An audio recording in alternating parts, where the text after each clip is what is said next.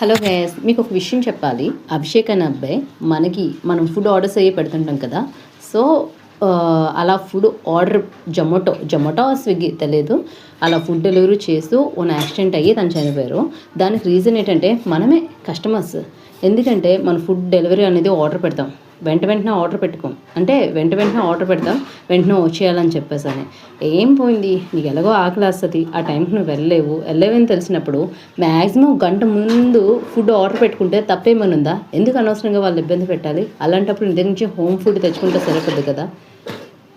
చాలామంది ఇలానే పాపం చాలా అంటే ఈ ట్రావెల్స్లో చాలా ఇబ్బంది పడుతున్నారు. డెలివరీ పెట్టేసుకుంటాం, మనకేం పోతుంది, మన కడుపు నిండుతుందా నిండదా, అవసరమైతే దాన్ని క్యాన్సిల్ కూడా చేసేసారు, ఫుడ్ ఫాస్ట్గా రాలేదని చెప్పేసి అని. ఇలాంటి పిచ్చి పనులు చేయడం మానేసి ఒకవేళ మీకు అవసరమైతే ఒక గంట ముందు పెట్టుకోండి, తప్పేం లేదు. అంతేగాని ఒక అరగంట ముందు పెట్టుకోవడం, ఇంకా ఫుడ్ రాలేదు అని చెప్పేసి మనం అలా టార్చర్ పెట్టడం, తన ప్రాణం పోతే మళ్ళీ తిరిగి తీసుకొచ్చి మనం ఇవ్వలేం కదా. నీ ఆకలి నువ్వుకి ఎంత ఇంపార్టెంటో తన ప్రాణం కూడా వాళ్ళ ఫ్యామిలీకి అంతే ఇంపార్టెంట్. వాళ్ళ ఫ్యామిలీని నువ్వు ఎప్పుడు సేవ్ చేయలేవు. ఓకే, వీడియో నచ్చినట్టయితే లైక్ చేయి, సబ్స్క్రైబ్ చేయి. Okay, bye. మరిన్ని మంచి వీడియోస్తో కలుద్దాం.